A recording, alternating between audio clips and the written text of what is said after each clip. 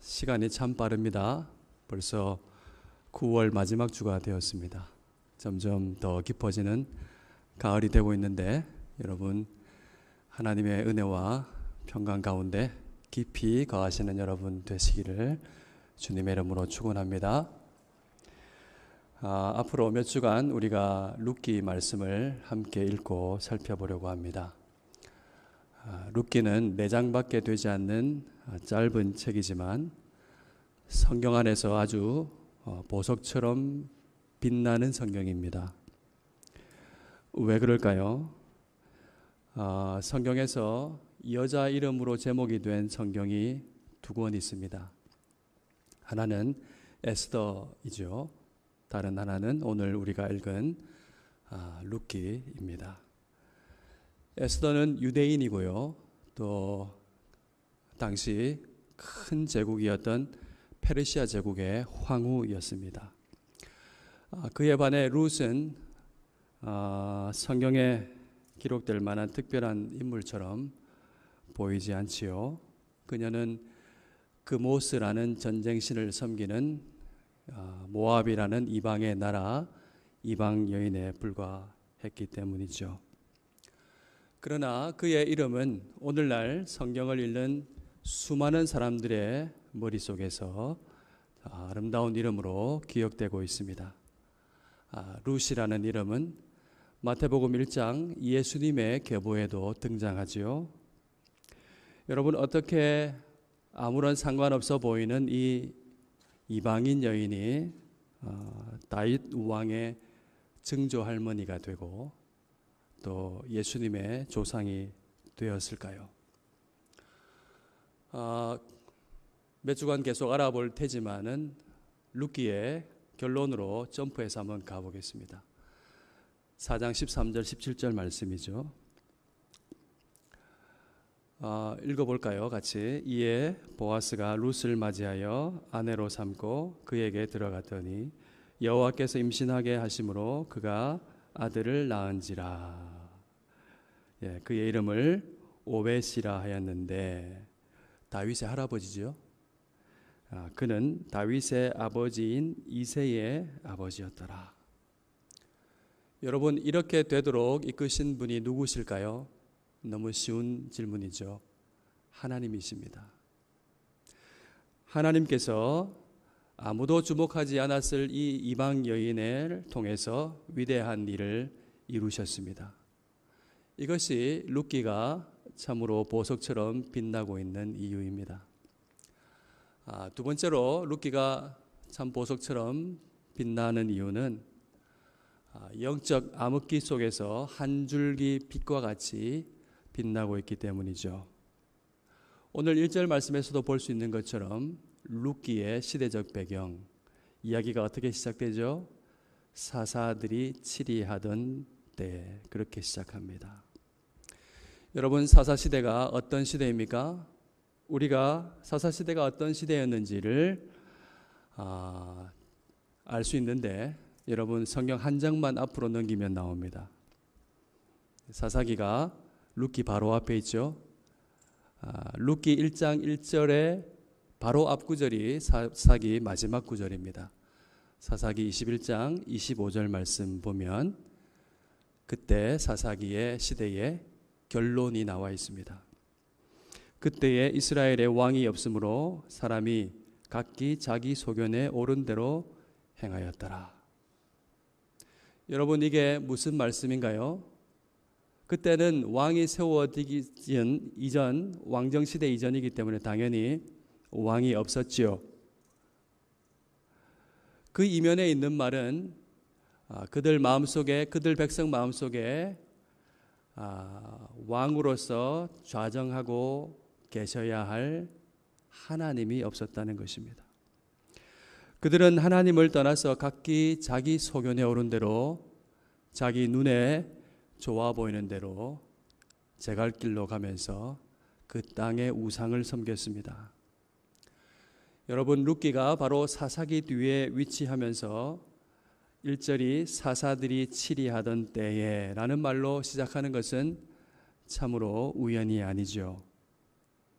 이 두 책을 함께 읽어보라는 뜻입니다. 이 두 책을 함께 읽을 때 빛과 어둠, 어둠과 빛을 대조해서 보라는 하나님의 뜻이겠지요. 여러분, 21장이나 되는 긴 사사기 성경은 무엇을 보여줍니까? 하나님 왕을 버려버린 약 400년이라는 긴 세월의 비참함을 우리에게 보여주고 있습니다. 하나님 없이도 잘 살 줄로 알았지만은, 그래서 그것을 꼭 붙잡았지만은 그 바알과 아세라라는 그 우상들은 결국 그들의 옆구리에 가시가 되고 올무가 될 뿐이라는 것을 보여줍니다. 말이 가시죠. 여러분, 옆구리를 걸을 때마다 누가 찌른다고 생각해 보십시오. 몇 발짝 못 갈 겁니다. 여러분, 올무 쉽게 생각하지 마십시오. 올무는 어떤 겁니까? 움직이면 움직일수록 목을 조르는 것이 올무입니다. 여러분, 우리가 우상의 효과라는 것을 이 말씀을 통해 기억할 수 있기를 바랍니다. 그것은 보암직하고 먹음직하고 살게 할 것만 같지만은 그것은 결국 우리를 목 조릅니다. 가시가 될 뿐인 것을 여러분 기억하실 수 있기를 바랍니다. 반면에 4장밖에 안 되는 이 룻기는 우리에게 큰 빛을 비추어 줍니다. 이렇게 부패하고 패역한 백성들 한가운데서 하나님께서 일하고 계신다는 사실을 보여줍니다. 자기가 다 왕이 되어버려서 하나님도 왕이 될 수 없었던 그 시대에 하나님께서 괘씸하게 여기지 아니하시고 그 캄캄한 흑암 속에서도 하나님은 구원하실 왕을 예비하고 계셨습니다. 룻기는 이 패역한 백성을 끝까지 포기하지 않고 신실하게 이끄시는 하나님을 보여줍니다. 구주 예수 그리스도를 오게 하시는 신비한 하나님의 섭리를 보여줍니다. 룻기는 하나님께서 이 작은 여인, 이방 여인의 삶에 어떻게 함께 하셨는가 하는 것을 우리에게 생생하게 들려줍니다. 이 짧은 이야기 성경을 마음을 다해 읽어보십시오. 그리고 무엇보다 중요한 것은 그 하나님이 우리와 함께 하신다는 사실입니다. 우리가 몇 주간 이 짧은 말씀들을 이야기를 들여다볼 텐데 여러분, 하나님께서 풍성히 부어주시는 은혜를 누릴 수 있기를 바랍니다. 여러분, 그 캄캄하던 흑암의 시대에 흉년까지 들었습니다. 먹고 살기가 참 어렵죠. 얼마나 어려웠으면 고향을 떠났겠습니까? 유다 베들레헴의 에브라시라는 동네에 한 사람이 가족이 살고 있었는데 가장의 이름이 엘리멜렉이라고 소개합니다. 그 이름은요, 하나님은 나의 왕이다 라는 뜻입니다. 그리고 그의 아내의 이름은 나옴인데 그 이름의 뜻은 기쁨이라는 뜻입니다. 희락이라는 뜻입니다.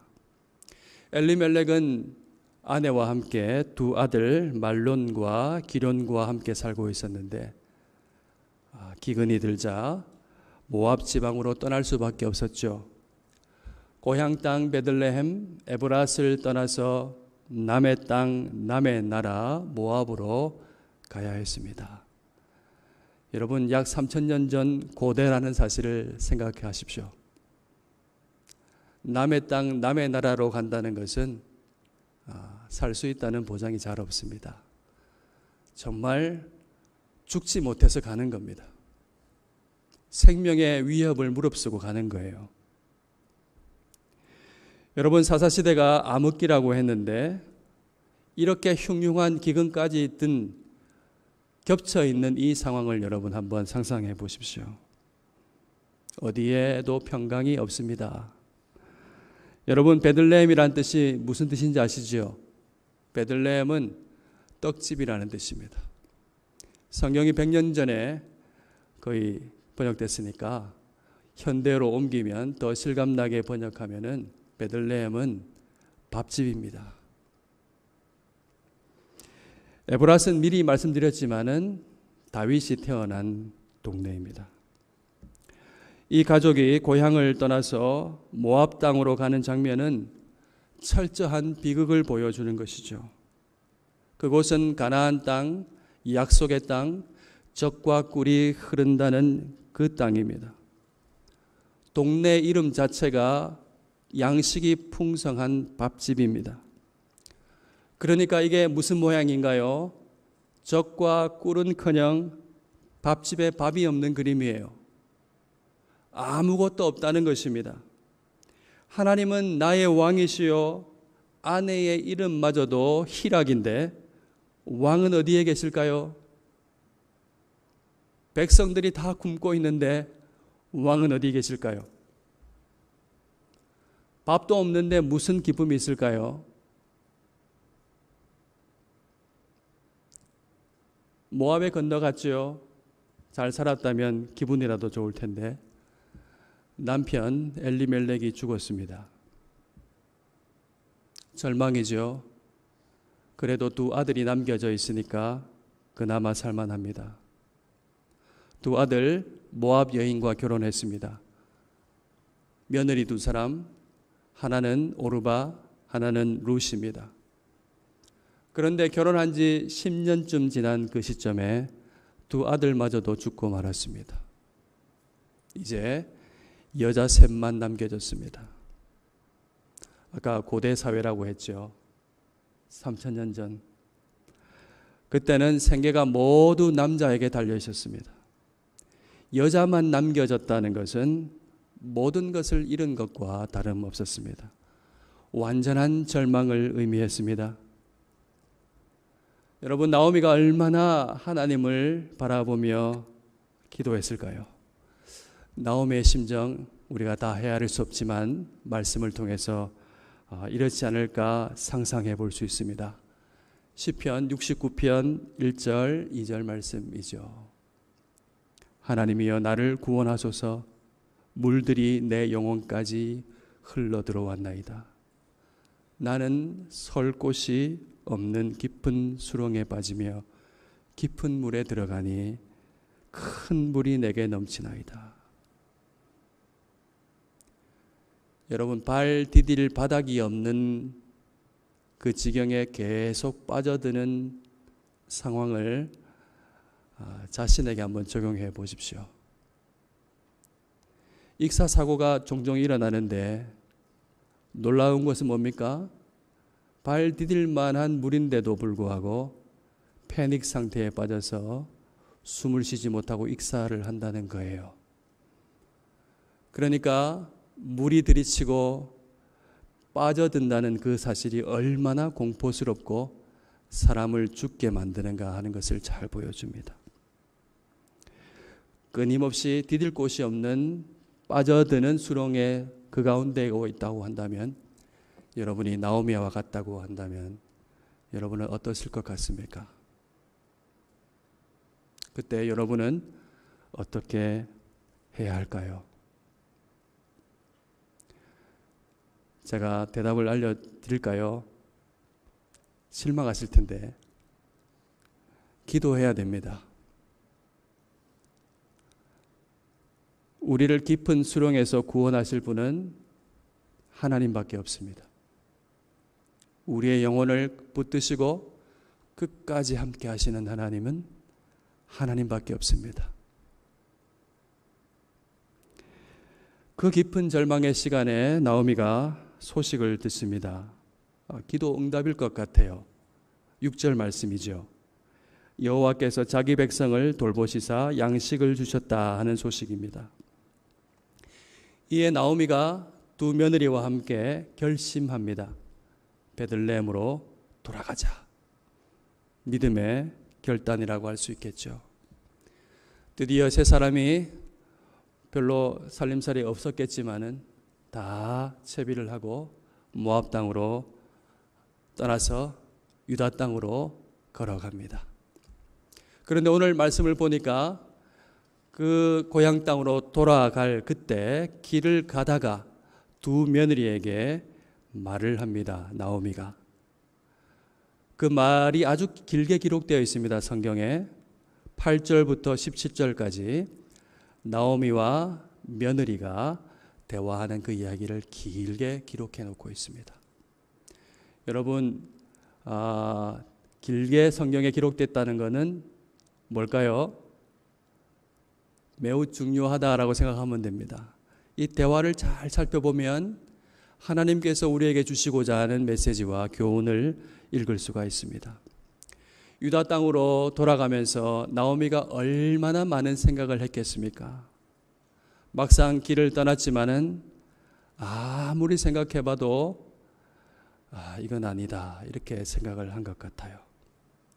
나오미는 두 며느리에게 그래서 각기 너희 친정집으로 돌아가라 그렇게 말했습니다. 두 사람이 돌아가서 겪어야 할 그죠? 가난과 고생을 생각하면은 마음이 정말 아팠던 것이죠.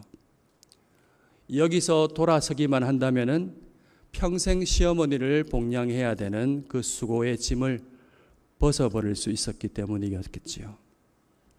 여러분, 나오미가 어떻습니까? 참 인정이 바릅니다. 양심이 바릅니다. 자기 실속만 챙기지 않습니다.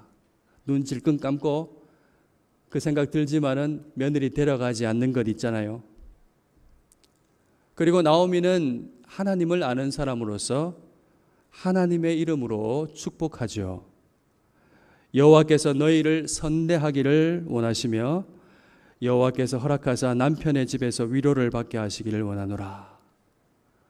하나님께서 너희와 함께해서 선대해 주시고 또 하나님께서 길을 열어주셔서 남편 만나서 위로받기를 원한다. 그렇게 여호와의 이름으로 축복했습니다. 그리고는 세 사람이 길바닥 위에서 부둥켜 안고 엉엉 소리를 높여서 울었습니다. 한참 그렇게 울고 난 다음에 며느리가 그 얘기 들었으니 집으로 가야 되는데 안 간대요. 그래서 나오미가 왜 베들레헴으로 가면 안 되는지 이유를 말합니다. 11절에서 13절 말씀이죠. 핵심이 뭐냐면은 내 태중에는 너희 남편 될 아들이 없다는 겁니다. 그리고 나는 늙었기 때문에 새로 남편을 들일 수도 없다는 거예요. 만에 하나 설령 오늘 아들을 낳을지라도 언제까지 기다리겠느냐 그렇게 말하는 거죠. 그리고 나오미의 결론은 확고부동한 결론은 이것입니다.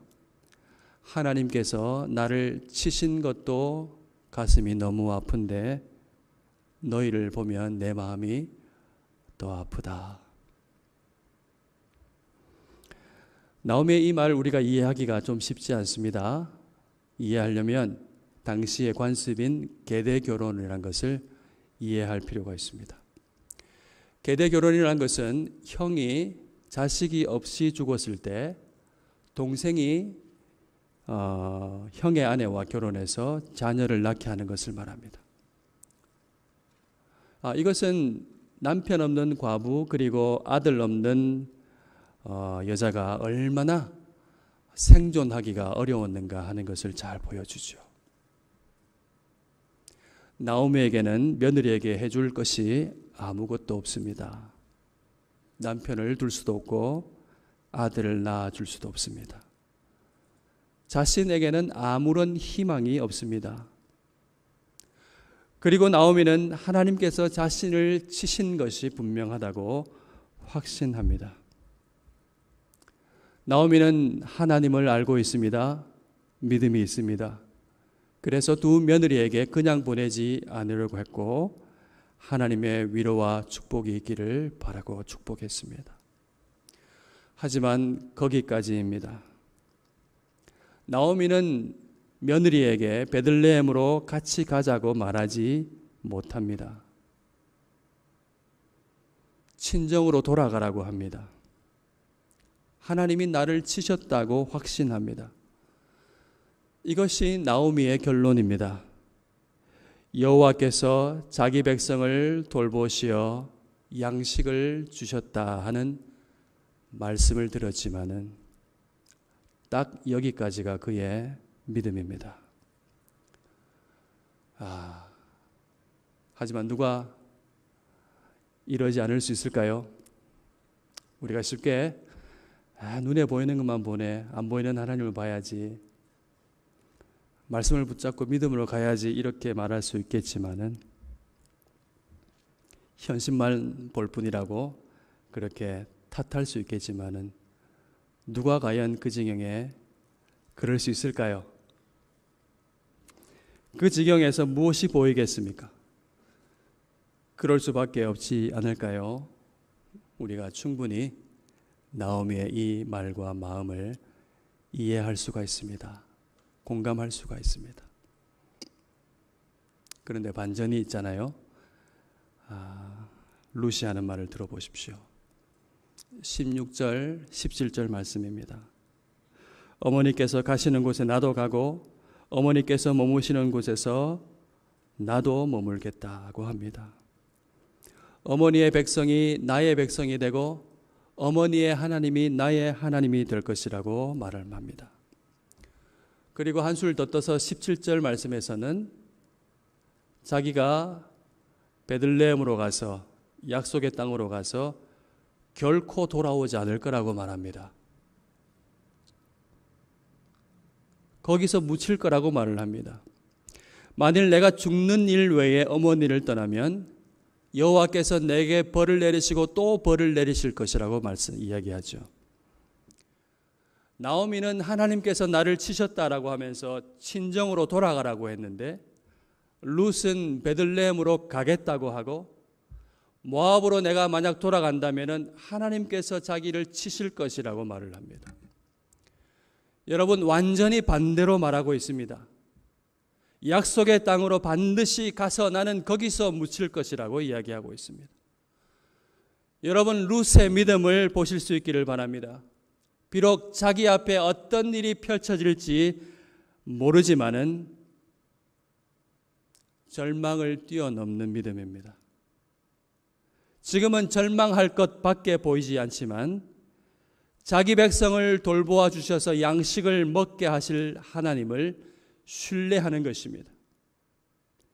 유대인 시어머니는 네 집으로 돌아가라고 하지만은 이방인 며느리 룻은 하나님께서 자기 백성을 돌보시어 양식을 주실 것이라고 믿고 있습니다. 룻이 어떻게 이런 믿음을 가지게 되었을까요? 짧은 10년 세월이지만은 남편을 통해서 그리고 어머니 룻 시험 노아미를 통해서 하나님 이야기 들었겠죠.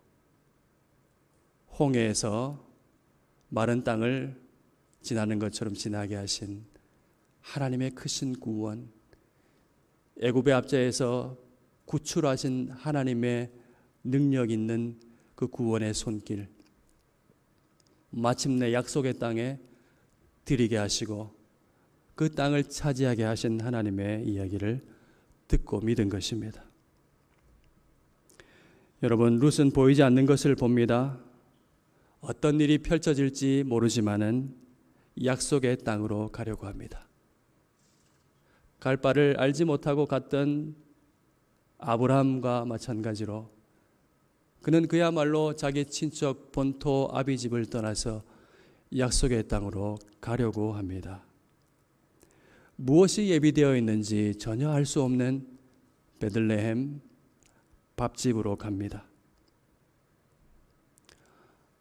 먼 길 가서 이제 베들레헴에 도착했어요. 온 동네가 난리가 났습니다. 떠들썩했습니다. 이 사람이 나오미냐 하면서 온 동네 사람이 다 나와서 이야기하죠. 그때 나오미가 하는 말이 20절, 21절 말씀입니다. 나오미가 그들에게 이르되 나를 나오미라 부르지 말고 마라라 부르라. 이는 전능자가 나를 심히 괴롭게 하셨음이니라. 내가 풍족하게 나갔더니 여호와께서 내게 비어 돌아오게 하셨느니라. 텅텅 비어서 빈털터리로 돌아오게 하셨다는 거죠. 여호와께서 나를 징벌하셨고 전능자가 나를 괴롭게 하셨거늘 너희가 어찌 나를 나옴이라고 부르느냐. 내가 무슨 희락이냐. 그렇게 부르지 마라. 나는 괴로움뿐이니라. 하나님께서 징벌하시고 나를 벌주시고 괴롭게 하셔서 자기를 텅텅 비어 돌아오게 하셨는데 무슨 희락이냐고. 나오미는 여전합니다. 나오미는 자기 연민으로 가득 차 있습니다. 이것이 그녀의 결론입니다. 하나님은 자신을 괴롭게 하셨고 징벌하셨고 그래서 자신은 결코 기쁠 수가 없다는 것입니다. 여호와께서 자기 백성을 돌보시어 양식을 주셨다 함을 듣고 돌아와서도 결론은 변하지 않습니다. 하나님께서 베들레헴에 양식을 주셔서 기쁘게 될 것이라고 기대하지 않습니다. 여러분, 나오미와 룻을 통해서 우리가 무엇을 볼 수 있습니까? 우리는 진정한 믿음이 무엇인지를 볼 수 있습니다. 여러분, 시련과 고난 가운데 계십니까? 그럴 때 믿음으로 하나님을 바라보아야 합니다. 우리와 늘 함께 하시겠다고 하신 하나님을 바라보아야 합니다. 그 하나님이 우리의 아버지 되심을 믿어야 합니다. 우리 주 예수 그리스도께서 끝날까지, 세상 끝날까지 항상 함께 하실 것이라고 약속하셨다는 것을 기억해야 합니다.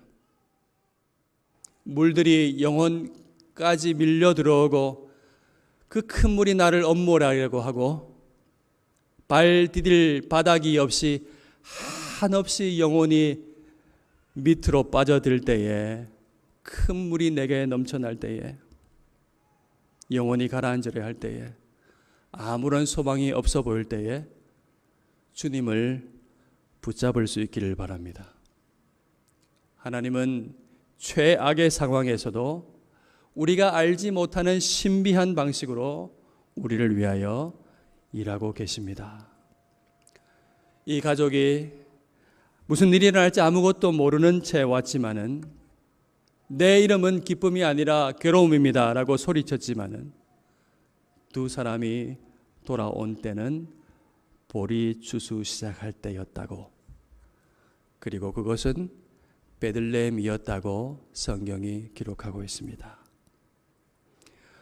볼이 주수가 시작되니까 먹을 게 생기겠죠. 볼이 주수가 시작되니까 그곳은 그래도 베들레헴이니까. 룻은 이삭을 주울 겁니다.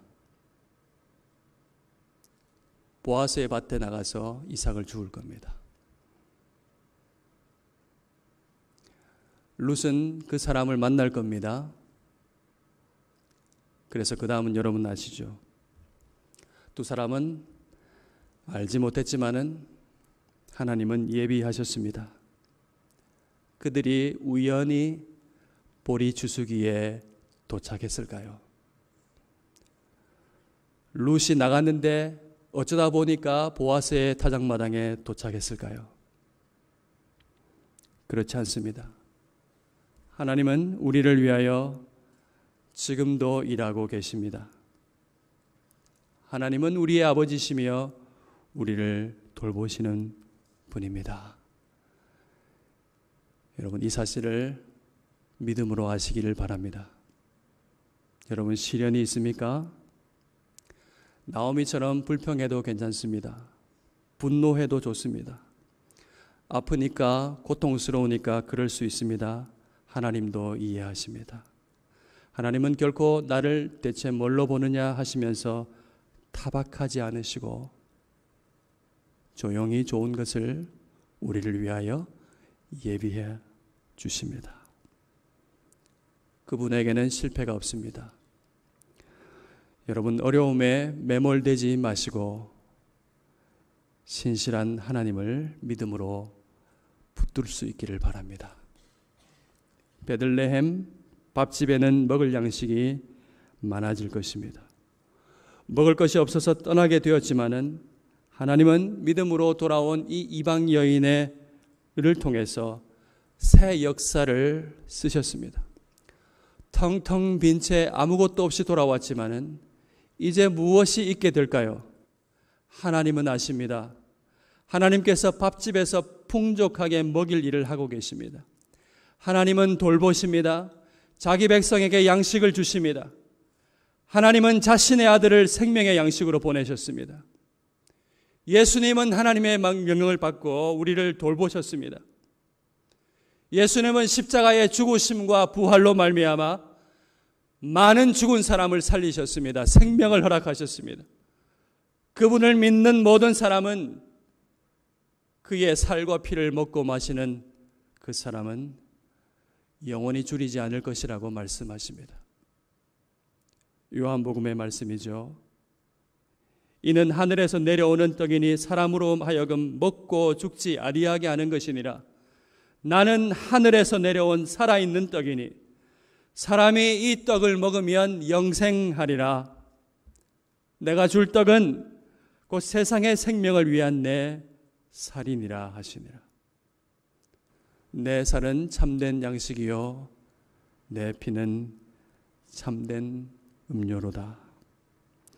온 인류를 위한 영생하는 양식이 절망 중에 돌아온 두 사람으로부터 구체화되었습니다. 보리의 추수가 시작되면 룻은 보아스의 타작마당에 가서 이삭을 줄 겁니다. 그 캄캄한 밤에 아무런 경건이 없었던 것 같은 그 시절에 룻은 신실한 사람을 만날 겁니다. 그리고 그 캄캄한 밤 같은 시대에도 말씀을 따라 순종하는 그 순종을 통해서 그 순종을 사용하셔서 하나님은 새 일을 행하실 것입니다. 그리하여 이 예언을 이루어지게 하실 것입니다. 베들레헴 에브라다야, 너는 유다 족속 중에 작을지라도 이스라엘을 다스릴 자가 내게서 내게로 나올 것이라. 그의 근본은 상고의 영원의 태초에 있느니라. 하나님께서 태초에 계획하셨던 그 놀라운 구원의 사실이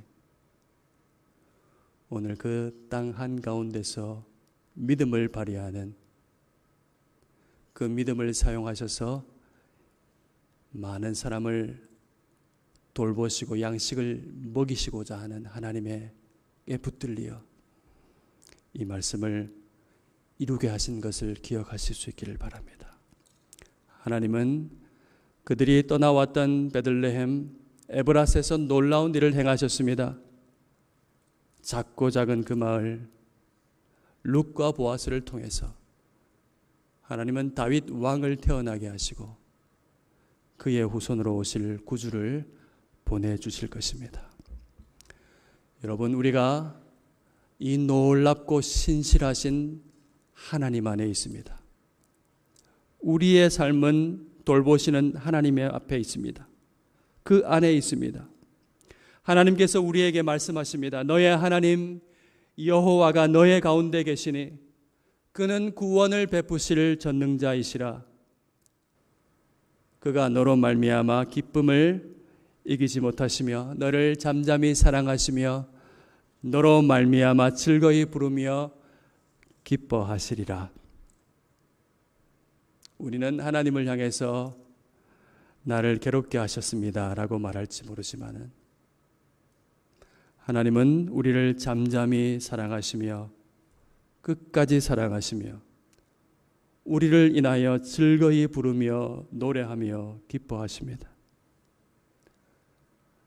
우리를 마라가 아니라 나오미로 보십니다. 우리를 괴로움으로 보시는 것이 아니라 우리를 당신의 기쁨으로 삼으십니다. 그런즉 이 일에 대하여 우리가 무슨 말 하리요? 만일 하나님이 우리를 위하시면 누가 우리를 대적하리요? 누가 우리를 그리스도의 사랑에서 끊으리요? 환난이나 곤고나 박해나 기근이나 적신이나 위험이나 칼이랴. 그 뒤에 이 말씀이 이어지죠. 우리가 도살당할 양같이 여김을 받을지라도 우리는 우리를 사랑하시는 주님으로 말미암아 넉넉히 이길 것이니라. 아멘. 우리를 우리 주 그리스도 예수 안에 있는 하나님의 사랑에서 끊을 것은 아무것도 없다는 사실을 여러분 기억할 수 있기를 바랍니다. 성도 여러분, 하나님은 우리를 사랑하시고 지금도 돌보십니다. 우리에게 영생의 양식을 먹게 하셨습니다. 하나님이 우리와 함께 하십니다. 영혼의 깊은 밤 보이는 것이 없을 그때에도 하나님은 우리 곁에 계십니다. 우리를 사랑하시며 우리를 진심으로 위하고 계십니다. 룻의 믿음을 통해서 놀랍게 역사하신 것처럼 하나님은 우리의 믿음을 통해서도 행하시며 때를 따라 아름답게 하실 것입니다. 웃을 때가 있고 눈물 흘릴 때가 있고 마라가 될 때도 있고 괴로울 때가 있고 즐거울 때가 있고 여러 가지 고통의 때가 있고 즐거울 때가 있겠지만은 하나님 그 모든 때를 아름답게 하실 것입니다. 우리와 항상 함께 하시겠다고 약속하신 주님을 신뢰하십시오.